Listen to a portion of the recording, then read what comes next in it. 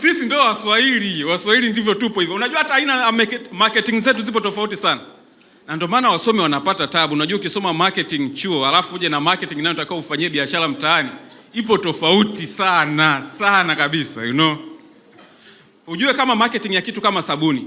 Wenzetu wanafanya marketing rahisi sana.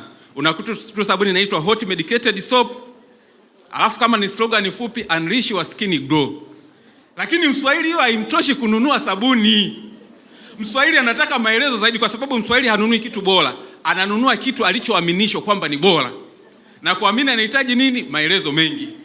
Ndio unakuta imeandikwa Buguruni medicated soap. Inatibu ngozi, inaondoa upele, inaondoa miwasho, ambayo ndio kutibu ngozi hiyo hiyo.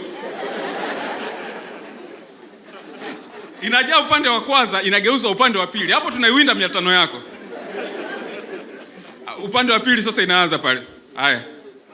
Inaongeza hamu ya kuoga. Inafuta jasho. Inafuta dhambi, inaondoa kitambi. Tunachotaka ni engo ya kukupata wapi, wewe tunakupata wapi, au tu inaongeza hamu alafu utajua wewe.